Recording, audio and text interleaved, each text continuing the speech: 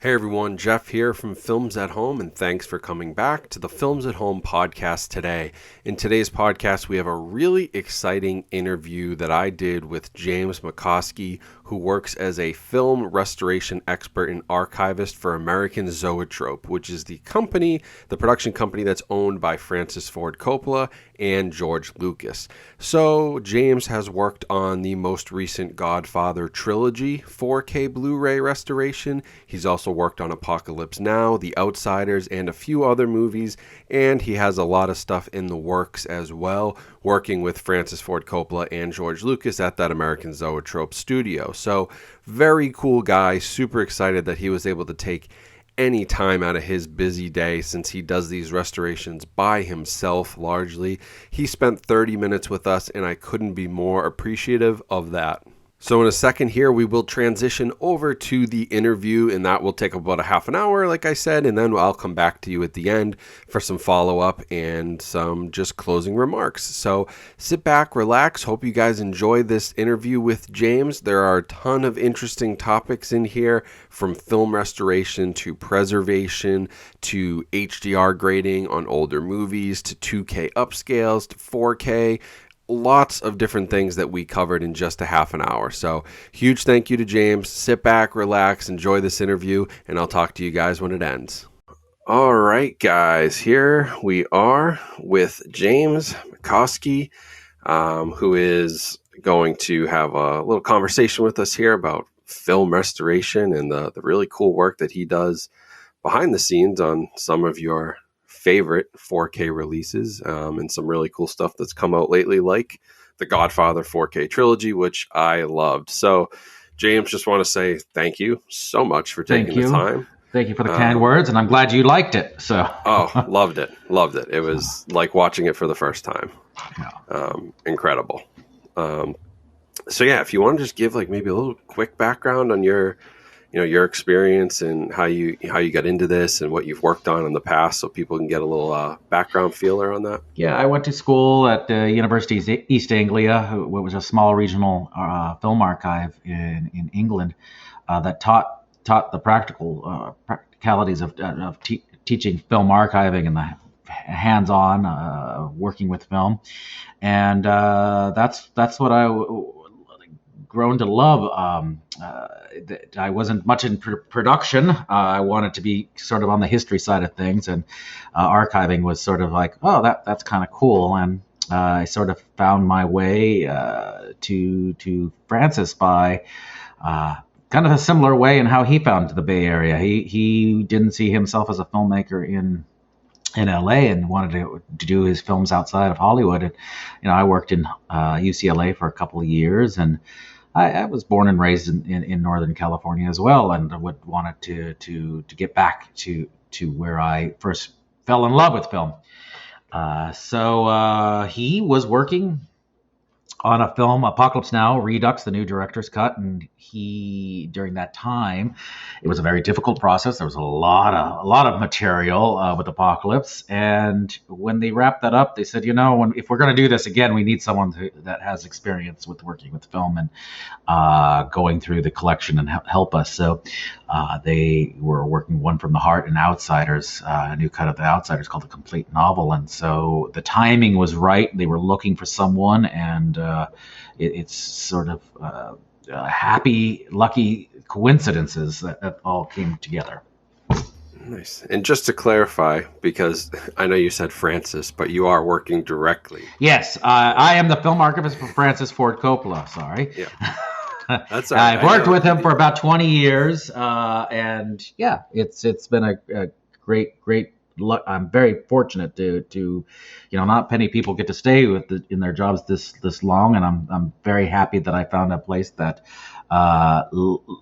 really puts incentive behind taking care of their collection and their library, which is not too many filmmakers have their own rights to their films. So no, absolutely, we've seen that it's been an issue on some releases too, where maybe the director or the filmmaker didn't have a chance to take a look at something before it went out, and then there have been re-released versions afterwards. So I do appreciate that, but I just wanted to clarify that Francis was not just any Francis. This was the big deal Francis who you work for. So it's awesome that he kind of set up his own little his own studio and handles all the restoration work in house.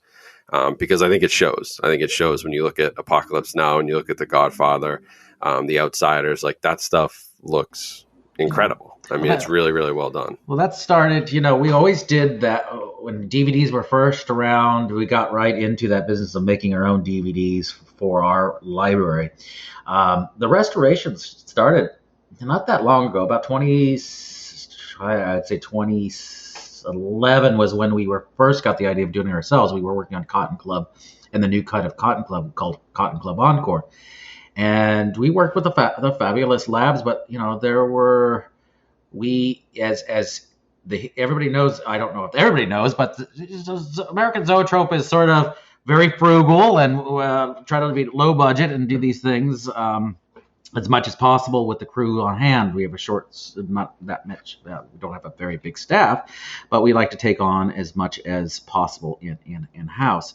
And so, Encore sort of gave us that idea that perhaps we could do the restorations ourselves. Maybe the technology allows us to do that. And we looked into it, and we made our own computers, or built our own computers, our systems, and the software was affordable to take it on ourselves. And that sort of gave Francis the ability to be hands-on, instead of letting these things go overseas. A lot of the restoration work does go overseas, and and becomes impersonal. It takes that hands-on approach away from us, and those decisions away from us that we thought was very important to us to be able to make those decisions in the room. Right. No, and it makes total sense, because I know that especially recently we've seen a lot of recalled discs and things that have had issues, and I have a feeling when you get the filmmaker involved at the beginning, you'd catch those things. Those are the type of things you wouldn't miss. Yeah, I had a funny situation. I thought someone emailed me the other day and very upset that Godfather 2 came out and had a problem with the disc. And he says, they listed all the discs that been recalled. He says, here's another situation. And he flagged a problem with the scene where the Cubans are revolting. They're going to overthrow their government, and they're throwing everything out into the streets. And he says there's a map on one of the frames. And I said, well, actually, no, that was in the original photography. You probably didn't notice it for the last 50 years because it didn't look so good on home video. But now 4K reveals that those were perforations that were torn in the camera as they were shooting, and it's always been part of the film. So everybody's sort of hypersensitive of these things. But now with 4K, you kind of reveal some of the original flaws, and that we've kept in. Yeah, no, and I think, honestly, I think it's important. I mean, you want it to look as faithful to the original, as possible. And so, obviously 4K would reveal the occasional, little slip up on, the original filmmaking, or, I know sometimes with like practical effects, like, 4K doesn't do it doesn't do a lot of practical effects justice from back in the day. It really exposes some stuff, but I mean, that is what it is. Like, that is the original. That is the, that's the look and feel that people got back in the 60s and 70s. And that's sort of what we want with 4K. So I can really appreciate, what you guys have done with that and really took good care of these movies. It's hard when an audience is not familiar with the look of film and all, and they expect it to look like a new film. And, I think generally, with Apocalypse and Godfather, it looks like it was shot yesterday. But some of the, like the older films that were special effects driven, sometimes it does fall apart a little bit. And I think that's why George was conscious of that with his films, and had to do some of the special effects again, because they wouldn't look as good as or believable as they did in 77. They were passable, but 40, 50 years later, they didn't hold up as well. So, right. No, and you bring up a good point too, where I've had a lot of people on the channel. One thing I've been preaching a lot is how great movies that were shot on film can look on 4K compared to something shot in 2006 that's got a 2K digital intermediate and is kind of trying to be upscaled or whatever.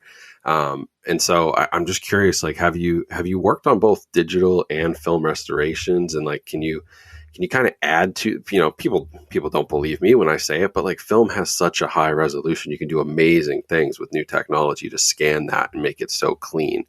So just want to know, could you comment on that a little bit so they hear it from somebody who's not me? Because I've been preaching this for years and I need some backup. Well, yeah, I haven't really.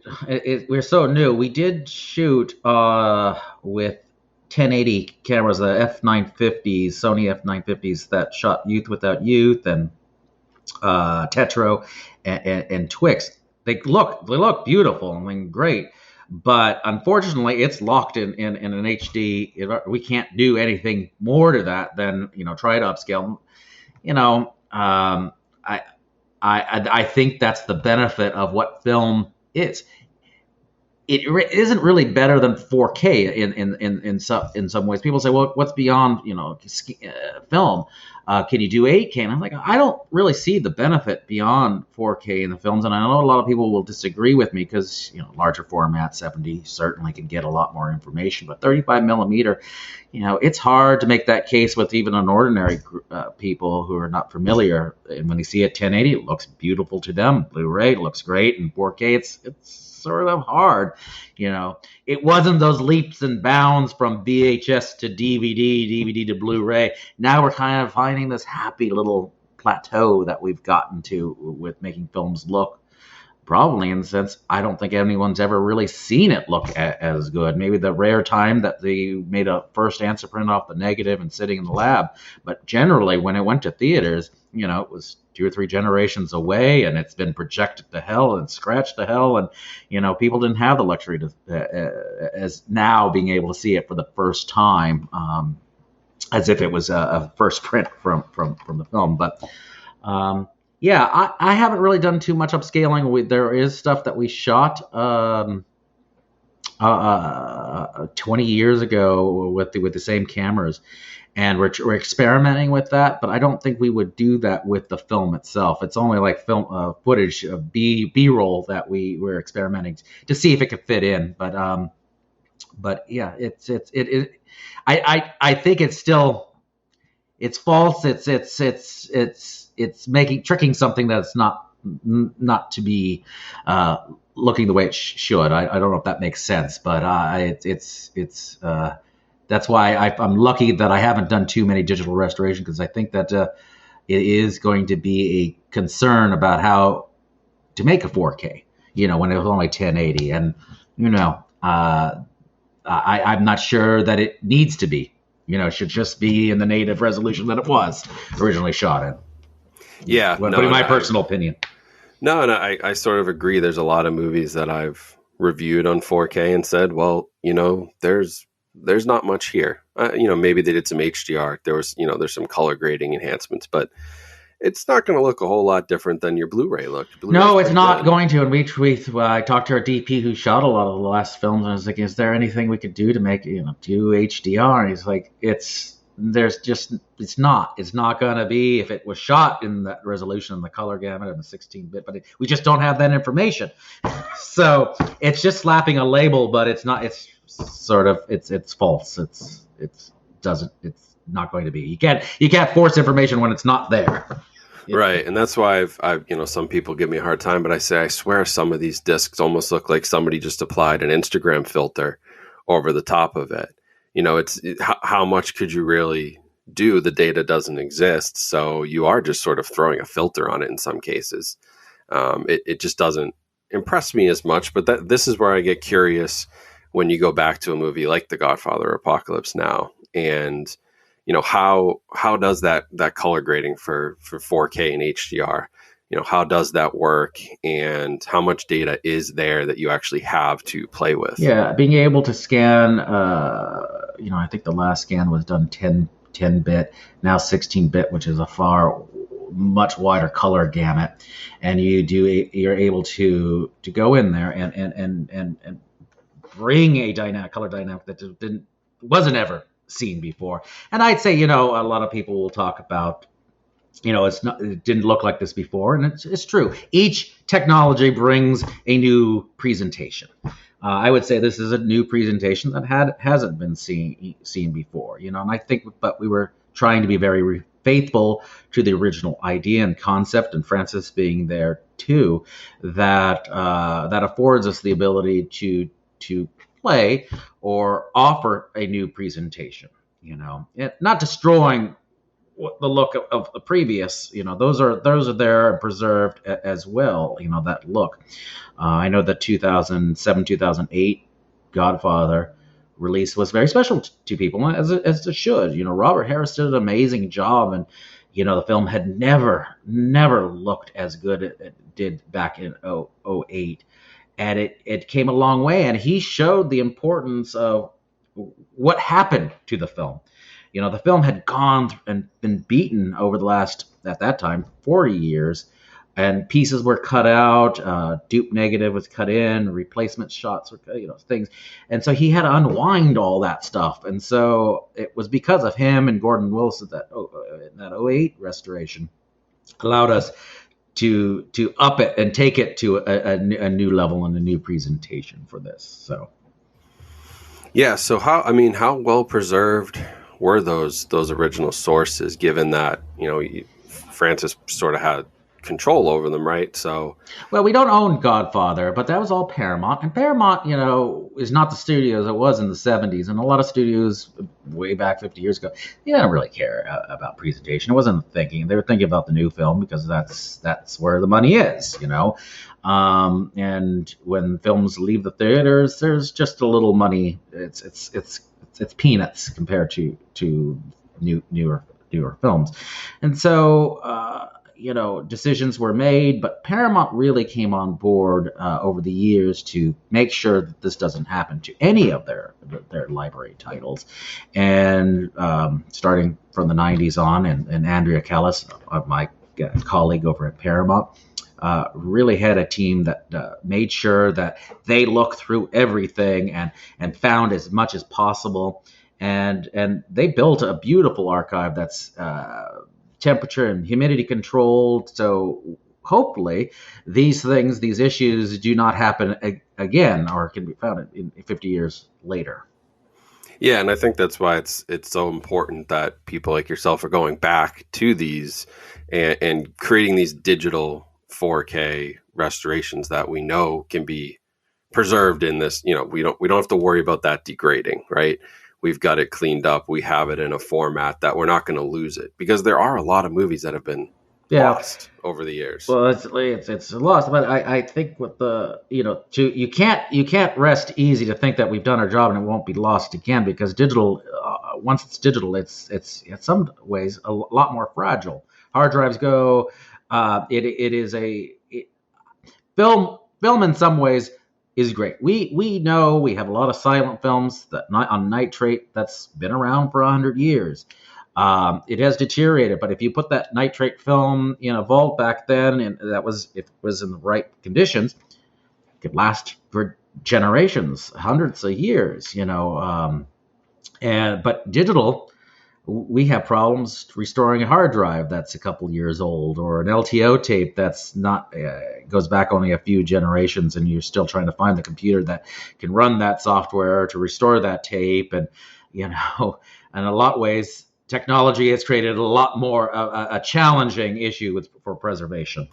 No, that's interesting. I haven't really thought about it in that way, but you're totally right. If you had, if 30 years ago you had files on a floppy disk, what are you going to do in 10 years, 20 years if you don't ever, you don't have the software, you don't have the computer to run that software, and so now you have a warehouse of keeping all old technology, and that's a problem. Even if you could get it running, do you still have the plugins to have that created the soundtrack? We have problems with Pro Tools that a lot of their old plugins that they were created don't exist anymore, and you're finding an archive of those. So, yeah. So, what is the thought for the future of just kind of keep keep updating as technology updates? And Migration and redundancy is pretty much our mantra of making sure that you have multiple copies of these things. Um, digital is not as cheap. They keep saying, hard drives are getting cheap and cheap. It's still pretty expensive to keep hundreds of terabytes, petabyte, live and on a tape. It's a very expensive endeavor, and still you're having to create, have storage and pay for storage for the physical assets. So, which in a lot of ways is the most important thing, to keep that original. So how large a file is something like The Godfather when you're done, uncompressed before it gets to the disc? Obviously, we know the 4K disc, we get up to 100 gigs. That's sort of it. So there is some compression that happens to get it on a disc. How large is that file? I think with uncompressed, when I turn over the film, it could be about 20, 30 terabytes. And then it's compressed down to what a 4K disc can handle.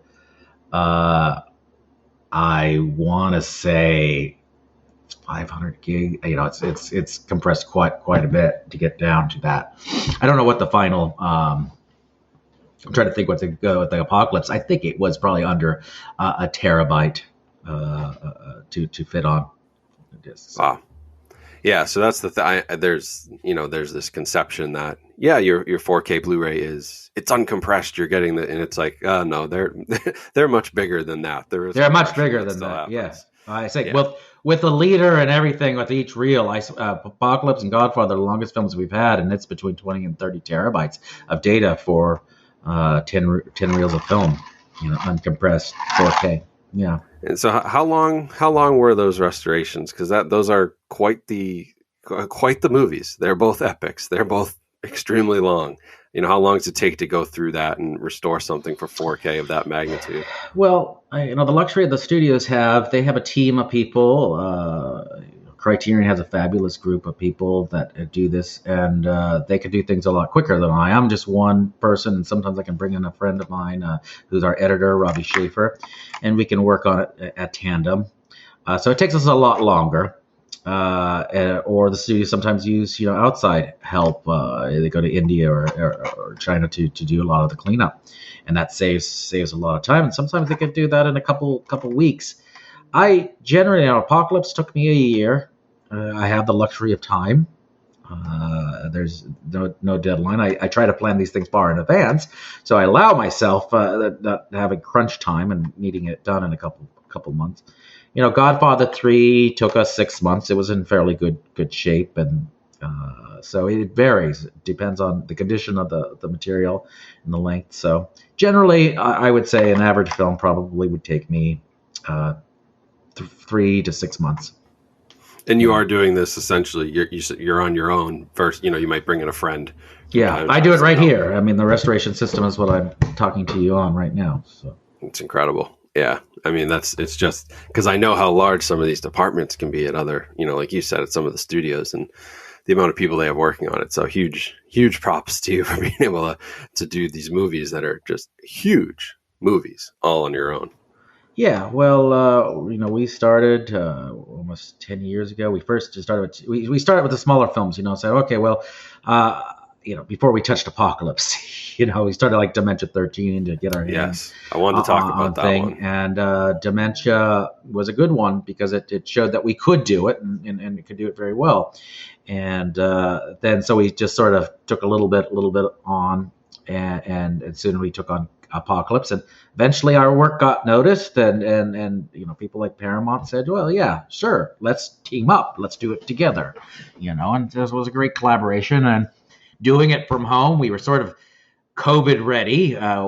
We were working from home even before COVID, and when COVID hit, things closed down, and we were able to take on more work on Godfather. We originally weren't supposed to do Godfather 1 and 2. We were supposed to just do Godfather 3, but we had problems with the labs being closed and getting cleanup done on time and running the risk of missing the 50th anniversary. So Andrea and her team asked us to maybe pitch in a little, and I said, sure, we would love to. So that happy circumstance again. So lucky to be able to have been there at the right time. Yeah, and Dementia 13 too. I think that deserves some more attention. I think that was Francis' first film. Is that right? So that came out on a Blu-ray release from the Vestron video line with Lionsgate. And I did want to talk about that a little bit. I didn't realize it was so that's the first one you also had worked on with him. Correct. Yes. I mean, really, after really Cotton well Club done. Encore, we started with Tucker and Dementia 13. Yeah, and really well done, and I think it deserves more attention. So anyone who's listening, Dementia 13 Blu-ray, well worth it. It should have. We hopefully someday we'll have a 4K. It has 4K streaming, but it is trying to convince studios to do the expense of making a 4K. Oh yeah, and it's a bit of a that's a bit of a niche title compared to they know the Godfather and Apocalypse Now are going to sell on 4K, and I can imagine that they've both. Well, I all want my titles looking at a 4K. Of course. That's the best it can be, and I want people not to have a compromised version. But the Blu-ray looks great, and we're quite happy with it as well. Yeah. So I guess before you go here, is there anything coming in the future? Anything you can talk about? Any future projects? What's sort of next for you? And for Francis titles, I'm doing currently working on a title called "Is Paris Burning" from 1966. Francis wrote it with Gore Vidal. It is about the French Resistance. This is a very interesting period of time for Francis as a writer. He was seen as a war writer. He did Patton, wrote Patton, but this was a couple of years before Patton. But he already wrote the script for Patton a couple of years before Is Paris Burning. So he was seen as, okay, this guy can do that. So Is Paris Burning is one of those that, part of the path that got to Apocalypse in some ways. Working on, and then a personal film from our library that is One from the Heart, which I think will look great in HDR, and not a title that gets a lot of recognition. It was a title that fell right after Apocalypse Now, and completely a left turn from Apocalypse Now, but a beautifully shot film from Vittorio Storaro, and I think will look good in 4K. So that I am working on. And is the plan to have a physical 4K for each of those, or do you not know it yet? That is always a decision that comes in once I just turn it in. Sure. But my goal is always to try to push for that. I suspect Is Paris will probably go straight to 4K streaming, and I don't know if there'll be a physical release, but I think One from the Heart will merit. We'll see. We'll see. Nice. Well, yeah. I mean, of course, I'd always love to see them all come to disc. But I mean, there is the sales part of it. It costs money to make a disc, and you've got to make the money back. And so I, totally get that too. Same with film. It's cheaper to make DCPs now than to make film prints. Right. That's the nature of distribution, unfortunately. Yeah. No, and I've been trying to preach too, like, hey, 4K streams, it's not the end of the world. I know it's not the quality you're going to get on a disc. There's a little bit more compression that goes into a stream, but I mean, there's still some great restorations that are available out there. So I try not to be the guy who's just like, if it's not on disc, I'm not watching it, because then you're going to miss a lot of really good stuff. So we'd always love a disc, but you have to play with the times. There's the same group that people said, I won't ever watch it on VHS, so I have to have it on my laser disc. And it was like, that's not, it's not still not great, but I'm happy where we are, and streaming still offers a much better. If you want to compromise, I think streaming is still a great way to see this film. I would rather than seeing it than on VHS. So if you've seen how films came and then looked at like Apocalypse on VHS, it's like that's the murkiest thing, and it being compromised in the aspect ratio. It's I don't know how any filmmaker could have wished their films to go that route. But thankfully, I think home video came a long way. Oh yeah, long way in a short time too. In a short time, exactly. Just from DVD to Blu-ray to 4K has been incredible. I mean, that's just a 20-year transformation. So, are you a collector yourself? Do you have a little 4K collection, Blu-ray collection? Yes, I do have a collection, not as extensive as your collection, but my wife sometimes she's like, I need to build another room because it does take over your life. Oh, it does. This room I'm sitting in right now is supposed to be our third bedroom, but we essentially have a 2-bedroom house with a movie room. Yeah, so. My problem is also posters. You know, it's like I'm running out of wall space. Yeah, so. No, I love the posters. Yeah. That was my issue too. I've got a slanted ceiling, so I only have 2 flat walls, and I'm like, I can't hang stuff up where I need to hang it. Yeah. And then you have the problem of, well, I have all these great posters and no one will ever see it, and they right they're rolled up somewhere. They've slowly snuck out into the hallway outside the room. A couple of them made their way downstairs. You know, it's part of the house now. But yeah, no, it is. It's an issue with physical media collections, is certainly space. But last question before I let you go, because I know you're obviously a very busy guy. I was just wondering, sort of, after you've looked at a movie like Apocalypse Now or The Godfather, and you've been looking at it frame by frame for months, years, do you have a hard time going back and watching it after you've kind of lived it? No, I always think this about Francis too. It's like he's been with these films for so long, and I ask him to come and look at it.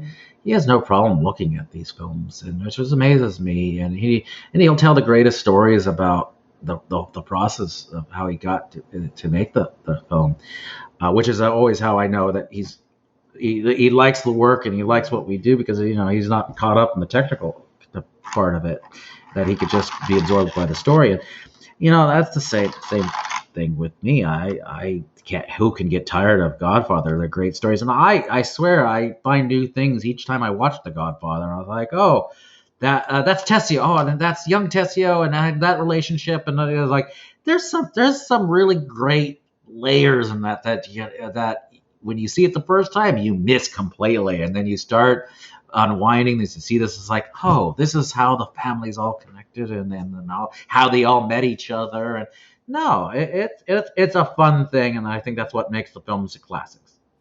Oh, that's awesome, because I know sometimes artists or musicians or something, they won't listen to their work, directors won't watch their work. True. So it's true. It's true. I was curious, do you get too close to it? But now sometimes, the only times that will bother me is like, oh, I could have done something, I missed that. How could I have missed that? No one notices it. My wife says, oh, yeah, I never saw that until you pointed it out. I was like, well, It lives with me, and I was like, I should have next time. But you always have to leave something for the next time.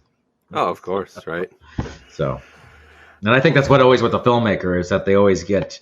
They caught up with the flaws, or they wish they get a different performance or something, and it bothers them that maybe they could have done a little things differently, and it's hard to detach from your work. Oh, I mean, I don't even watch my own YouTube videos for the same reason. I'm like, oh, that edit was terrible. I shouldn't have done that. I just can't. So I totally understand, but I'm glad that you can at least enjoy all the hard work you've put in and do watch them, because they are incredible discs, and I'm really looking forward to what's next, because between The Godfather and Apocalypse Now and Dementia 13, I mean, it's home run after home run after home run. You haven't missed yet. So conversation will be around, for the 50th. We'll work on that. So I think that will be the next kind of big one that we'll hopefully get out there. So. Well, I'm looking forward to all that, and I really appreciate you just taking the time today, talking through, what you do and the process. I think it's super interesting. We all see the discs when they come out and they're pressed, and there's a ton of work that goes into them that I think people sometimes overlook. And so I wanted to make sure we spread the word, get it out there, because it's hard work, but it's important work, and I'm really glad that people like yourself are doing it. So appreciate the time. And is there anywhere can people find you online? Do you want people to find you online? I am on Twitter. I guess I do social media as Twitter. I'm AZ Film Archivist, so you can look at me that way, and that's generally it. So I generally post on Twitter what projects I'm doing or problems I'm trying to work through in restoration. So, or upcoming projects is the best way to find out what's going on. Yeah, I will. So we'll put that link down in the video and the audio description if you guys want to follow along. I know I follow along because great information there, and I want to see what's next, because it's been so great so far with what's come out. So yeah, so just really appreciate your time. Hope you have a great rest of your day. I'm looking forward to what comes next. And until next time, we'll talk again soon. Yeah. Well, thank you. Have a good day, and let's do this again. Absolutely. Thanks, James. So that is it for James. Thank you once again to James for taking the time out of his busy schedule to talk to us, especially being a podcast that's, only on episode 3. He certainly had no reason to stop by, but he was cool enough to do it. And so I really, really appreciate it. Hope you guys enjoyed that and some of the topics we talked through. I think he has some great points on the future of media and film preservation, especially the stuff about, digital preservation. I've always thought, okay, digitally, it's restored, it's saved, it's in 4K digital. And he makes a great point about like what's next. What happens if hard drives go out of, sync or have issues or get broken down? What happens if the formatting isn't the right format for the next, set of computers in 20 years? Really, really interesting point. So I loved the conversation with him. Hope to have him back on the podcast at some point, maybe when he finishes up the Paris is Burning restoration. We can talk about that. But if you guys haven't yet, definitely check out the Godfather 4K release. It is a beauty. I have a full YouTube video that breaks down the restoration and reviews the 4K quality, but it's really like watching it for the first time. And Apocalypse Now on 4K, also outstanding, as well as The Outsiders. So I'd highly recommend all 3 of those. So that's it for today's episode. Make sure you're following along both on YouTube if you want the video format, which I am recording every one of these episodes, or make sure you're following along on your favorite podcast apps, Spotify, Apple, wherever your podcasts can be found. I'd really appreciate a follow there, and make sure you leave a little 5-star review if you're enjoying the content so far. I'd really appreciate it. We've been charting already on the podcast, which is crazy. We've already been like top 10 in the UK for film review podcasts. So, just we're on the up and up, and it's all thanks to you guys after just 3 episodes. So I really appreciate it. Hope you guys have a great rest of your day. Stay safe and stay healthy out there. I'll be back next week with another episode, and that's about it. I'll talk to you soon. Coming soon.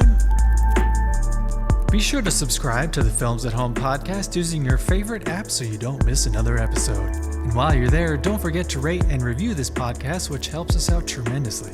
You can also help support us by watching our short-form content over on YouTube and TikTok by searching Films at Home. Follow us on Twitter and Instagram at films_at_home. The intro and outro were created by Elin Osborne. Thanks for listening. We'll see you next time.